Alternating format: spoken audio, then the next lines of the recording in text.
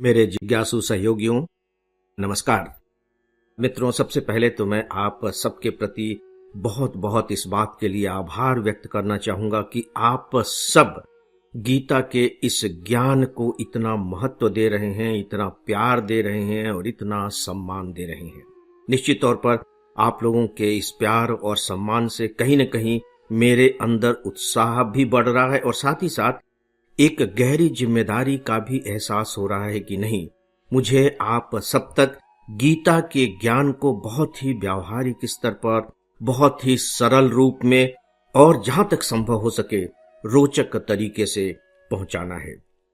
मैं अपने उद्देश्य में किस सीमा तक सफल हो पाऊंगा मैं नहीं कह सकता, लेकिन मैं ये यहां जरूर कहना चाहूंगा कि आप लोगों के द्वारा दिखाए जा रहे उत्साह में तनिक भी कमी नहीं है। इसके लिए मैं आप सबके प्रति एक बार फिर से अपने हृदय की पूरी गहराइयों के साथ आभार व्यक्त करता हूं।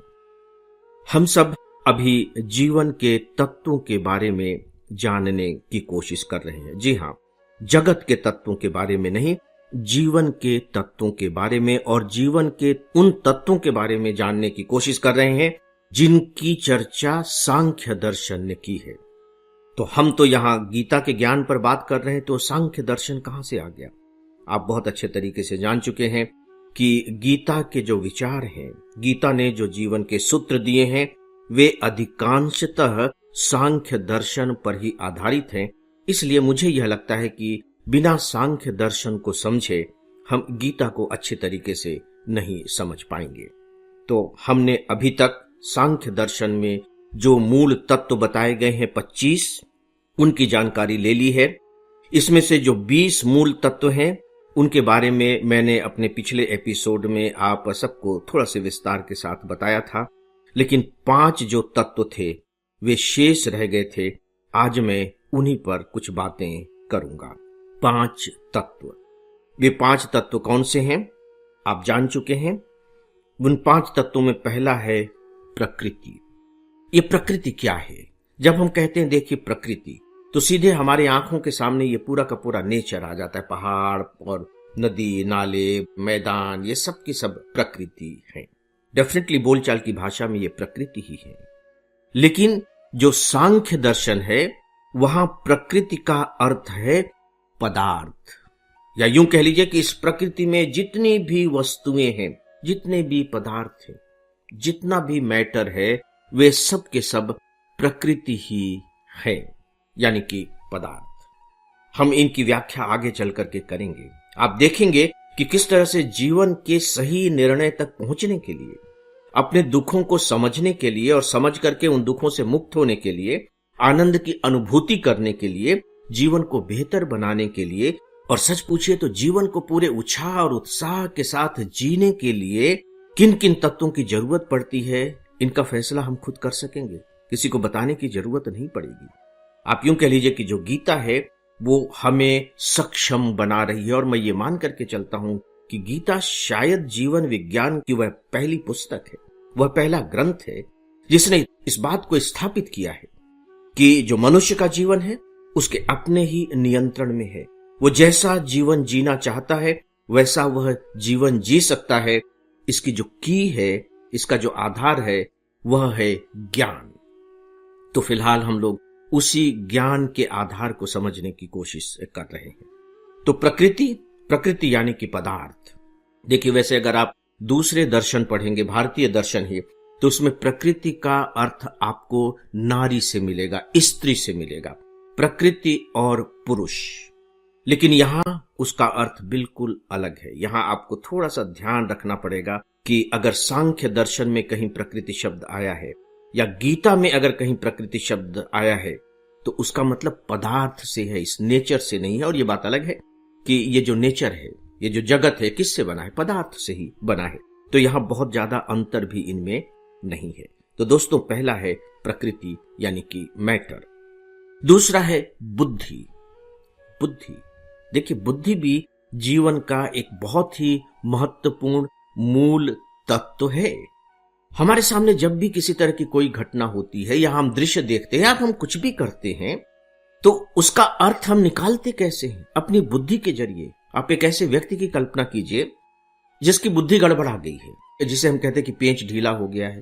तो आप देखिए कि वो किसी भी बात का, किसी भी दृश्य का, किसी भी घटना का सही अर्थ नहीं निकाल पाएगा। और ऐसा नहीं है कि जिनकी बुद्धि सही है वो एक ही जैसे अर्थ निकालेंगे, ऐसा भी नहीं होता है। जिनकी जिस तरह की बुद्धि होती है वे उस तरह से उसका अर्थ निकालते हैं। उदाहरण के तौर पर एक शब्द है मोटा, इंग्लिश में फैटी कहेंगे, ओबेसिटी। वह व्यक्ति बहुत मोटा है। मोटा है मतलब कि उसके शरीर में बहुत ज्यादा चर्बी चढ़ी हुई है, मोटा। लेकिन अगर कोई गुजराती भाई है और वो कहते हैं मोटा भाई, तो मोटा भाई कहने का क्या मतलब हुआ? ऐसा भाई नहीं जो बहुत ज्यादा मोटा तगड़ा हो, वहां मोटा भाई का अर्थ हुआ बड़ा भाई। और उत्तर भारत में अगर कोई कहता है कि वो बहुत मोटा असामी है, असामी शब्द का प्रयोग करता है, मोटा असामी है, इसका मतलब है कि वह बहुत धनी आदमी है। और जब किसी के लिए आप कहते हैं कि उसकी चमड़ी बहुत मोटी है, तो इसका मतलब होता है कि उस पर तो किसी बात का कोई प्रभाव ही नहीं पड़ता, वो तो बिल्कुल ही बेशर्म और निर्लज्ज व्यक्ति है। तो अब आप देख रहे हैं कि मोटा शब्द एक ही है, लेकिन गुजराती उसे अलग तरीके से समझेगा और उत्तर भारत का व्यक्ति उसे अलग तरीके से समझेगा। ये बुद्धि है। आप देख रहे हैं कि कैसे हम सही तत्व का अंदाजा लगा पाएंगे, हम सही तत्व तक पहुंच पाएंगे। मोटा शब्द के सही अर्थ तक पहुंचने के लिए यहां आप बुद्धि की जो भूमिका है उसका थोड़ा सा एहसास तो कर ही रहे होंगे।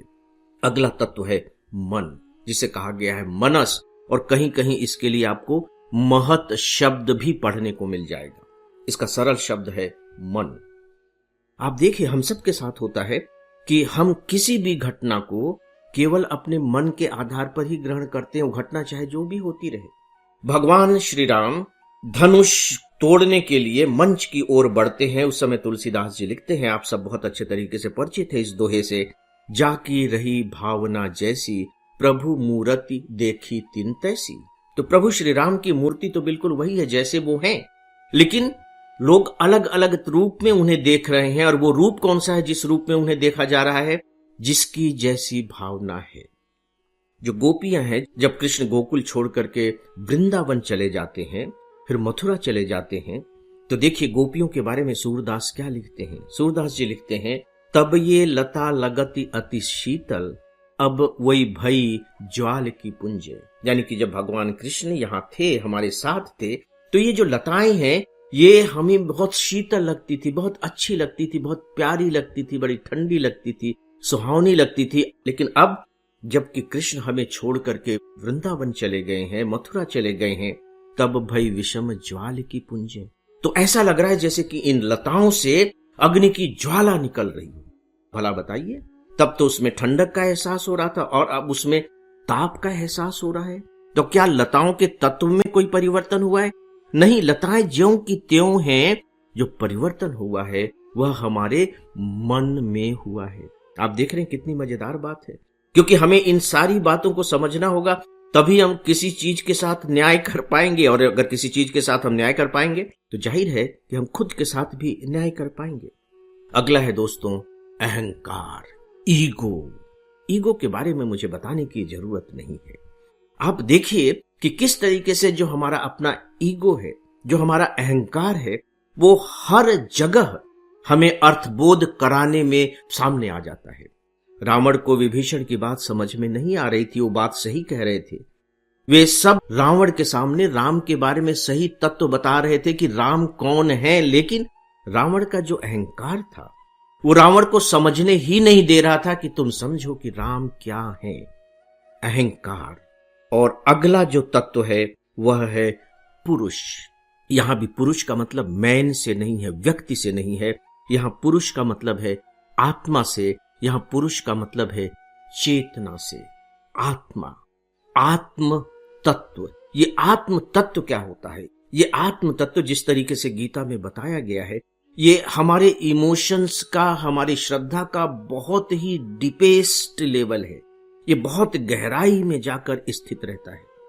तो जिन्हें आत्म तत्व का बोध हो जाता है, जो चेतना के बिल्कुल सर्वोत्तम स्तर पर पहुंच जाते हैं, वे सही मायने में तत्वदर्शी बन जाते हैं। देखिए, हमने अभी तक जो पहले बात की है वो तत्व ज्ञानी की बात थी, लेकिन जब तत्व ज्ञानी आत्मज्ञानी बन जाता है, आत्मा को समझ लेता है, या कह लीजिए कि उसकी चेतना का उच्चतम स्तर पर परिष्कार हो जाता है, तो वह तत्वज्ञानी से तत्वदर्शी में परिवर्तित हो जाता है।